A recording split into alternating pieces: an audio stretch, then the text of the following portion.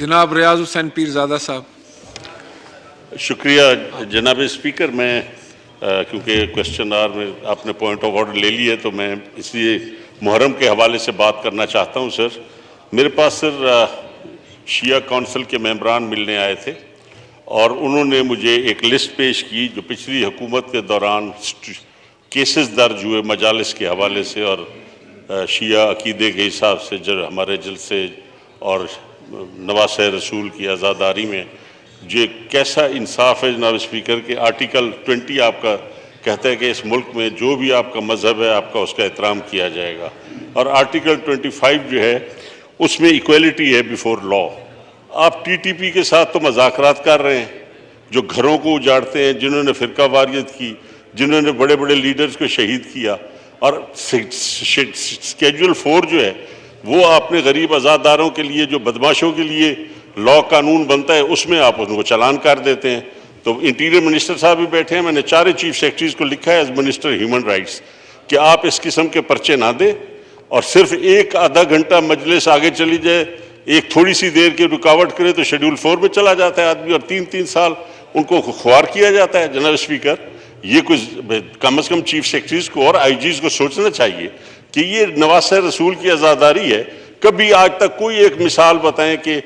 عزاداری کے جلوس میں کسی نے کوئی دکان لوٹی ہو، کسی کے گھر پہ حملہ کیا ہو، کسی عزاداری جلوس نے جا کے کسی کے گھر پہ دھاوا بولا ہو، انہیں پہ بم چلتے ہیں، اور آپ نے اس کو بدنام کرنے کے لیے پورے شہر کو کارڈن آف کر دیتے ہیں کیونکہ عزاداروں کا جلوس جانا ہے، تاکہ آپ 15 کلومیٹر چکر لگائیں اور کہیں لوگ کہ یہ شیعہ لوگ کیا کر رہے ہیں جی، انہوں نے تو شہر ہی بند کر دیے۔ ہم نے کبھی درخواست نہیں دی کہ ہماری زندگی بچاؤ، ہم پیدا ہی شہادت کے لیے ہوئے ہیں آل رسول کے نام پہ۔ آپ یہ احسان مت کریں کہ شیعہ مجالس کو آپ اپنی پولیس کے ذریعے بچائیں۔ آپ جو کرتا ہے حملہ، جب آپ کی نیت ہوتی ہے تو حملہ ہوتا ہے۔ آپ کے اپنے اداروں نے یہ بنائے تھے یہ سارے اصول، غیر ملکی ایجنڈا مذہب کا اور غیر ملکی ایجنڈا سیاست کا، جو سیاستدانوں کے ساتھ ہو رہا ہے، جو ہماری مذہبی لوگوں کے ساتھ ہو رہا ہے۔ یہ جب جیم اور جیم کا جو آپس میں جب ہے رشتہ ناتا، اس کی وجہ سے ہمارے سانسیں بند ہو گئی ہیں۔ سوشل میڈیا نے ہماری آزادی ختم کر دی ہے، ٹی وی نے آزادی ختم کر دی ہے۔ جناب والا، قانون جب بھی ایک نیا قانون بنتا ہے، ایک نئی بلیک میلنگ، ایک نیا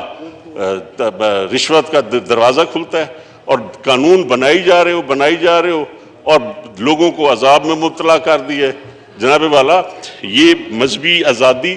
اور یہ انسانی حقوق، جب انسان پیدا ہوتا ہے تو اپنے انسانی حقوق کے ساتھ ہی وہ پیدا ہوتا ہے، اس کو کوئی نہیں بتا۔ یہ اصول قرآن نے اور ہمارے نبی اکرم صلی اللہ علیہ وسلم نے اور اسلام نے آپ کو دے دیے ہیں۔ یہ اصول، کوئی قانون ایسا نہیں ہے کہ آپ اگر نبی اکرم صلی اللہ علیہ وسلم کے وقت میں عیسائی اور مسلمان اور سب مدینے میں اگر رہ رہے تھے تو وہ اس پاک ذات کی مہربانی سے اور ان کی رحمت کے سائے میں رہ رہے تھے۔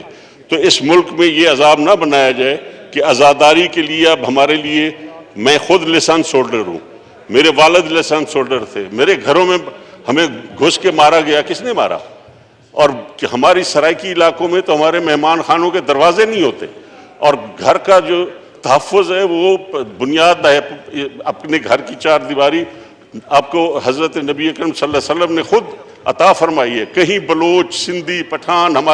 ہم روایتوں والے لوگ ہیں، ہم جڑے ہوئے لوگ ہیں۔ کبھی ایسا واقعہ نہیں ہوتا کہ کوئی بلوچ کسی بلوچ کے گھر پہ حملہ کر کے مارے، پٹھان کے گھر پہ حملہ کرے۔ اگر لڑتے ہیں عدالتوں میں لڑتے ہیں، سڑکوں پہ لڑتے ہیں، لیکن یہ کیسا نظام ہے پاکستان کا کہ گھروں کے اندر اور سرائکی علاقوں کے مہمان خانوں میں گھس کے مارا جائے، اور پھر عدالتوں میں میرے والد کا مرڈر ہوا، میں ایک دن کے لیے نہ تھانے پہ گیا نہ میں عدالتوں میں گیا۔ مجھے یقین تھا کہ نہ مجھے وہاں سے انصاف ملے گا اور نہ یہاں سے ملے گا، اور وہ اللہ تعالیٰ نے مہربانی کی۔ جب پہلا میزائل فائر ہوا میرم شاہ میں گرا تو میرے والد کے جو 2 قاتل تھے وہ اسی میزائل میں مر گئے تھے۔ میں نے اللہ پہ چھوڑا، لیکن نہ مجھے عدل ملا نہ انصاف۔ اور پاکستان کیسا ملک ہے جہاں سچائی اور انصاف اور عدل کا نام نہیں رہا، جہاں 3 جو ہے 3 کا تو جناب والا 3 کا تو ایسی ہے ہند سے علم العداد میں کہ یہ کیا ہوتا ہے 3 کے خلاف ہر جگہ۔ تو جہاں انصاف اور عدل صرف لوگوں کے لیے ہو اور ایک خاص طبقے کے لیے ہو اور نہ مذہبی آزادی ہو، اور پھر ہمیں کہا جاتا ہے کہ ہم ملک دشمن ہیں، اور کہیں ہمارا ووٹ چرا لیا جاتا ہے، کہیں ہمیں عدالت میں گھسیٹا جاتا ہے، اور ایک دن میں بیل ہو گئی میرے باپ کے قاتلوں کی۔ تو یہ تو میرے ساتھ ہوا، میں سٹنگ MNA تھا اس وقت جناب اسپیکر، جب میرے فادر کا مرڈر ہوا 95 میں 15 نومبر کو، میں سٹنگ ممبر تھا اس ہاؤس کا، لیکن مجھے انصاف نہیں ملا، اور آج آپ دیکھیں عدالتیں کھل جاتی ہیں انصاف دینے کے لیے۔ جناب اسپیکر، یہ ہمیں اب سوچنا پڑے گا، اور سیاستدانوں کو، پورے ملک کے سیاستدانوں کو اب وقت آ گیا ہے کہ ہر چیز جو ہے قانون اور دائرے میں آنی چاہیے۔ جس طرح ججز کیا قانون ہے کہ ان کی سینیورٹی اکارڈنگ ٹو کانسٹیٹیوشن ہے، اسی طرح اب آرمی میں بھی یہ قانون لاگو ہونا چاہیے کہ اس کو دائرہ کار میں لائیں اور کانسٹیٹیوشن کے اندر ان کی ترقی ہو، تاکہ یہ ملک ایک عذاب سے بچ جائے کہ جب بھی ان کی کرسی کا مسئلہ آتا ہے تو پورا ملک جو ہے اس وقت سٹینڈ ٹو ہے۔ جب تک یہ فیصلہ نہیں ہوگا ہم اگلے 2 مہینے عذاب میں رہیں گے۔ جناب والا، یہ پارلیمنٹ مہربانی کرے، اپنے آپ کو ثابت کرے، سیاستدان چاہے ادھر بیٹھے ہیں یا ادھر بیٹھے ہیں، اپنی پگڑی کو تو سنبھالو۔ عوام کے ہم نمائندے ہیں، کیا ظلم ہے کہ وہ عوام جو مجھے ووٹ دیتی ہے وہی مجھے کرپٹ کہتی ہے؟ افسوس ہے یہ۔ جناب والا، میں آپ کو استدعا کرتا ہوں کہ آپ کو میں یہ لسٹ دیتا ہوں، یہ پنجاب میں سب سے زیادہ پرچے درج ہوئے، یہ میں آپ کے ریکارڈ پہ لانا چاہتا ہوں، میں لایا ہوں، اور یہ پرچے درج ہوئے، اور یہ پوری فائل میں آپ کو دے دیتا ہوں، اور جو میں نے لیٹر لکھا ہے یہ آپ کے ریکارڈ کے لیے کہ یہ پنجاب میں ہوا ہے، بلوچستان میں 1 آدھ کیس ہوا ہے، سندھ میں کل 2 سے زیادہ نہیں ہوئے، پنجاب میں صرف اسلام لاگو ہوتا ہے پرچوں کے ذریعے۔ تو اس روش کو بند کیا جائے،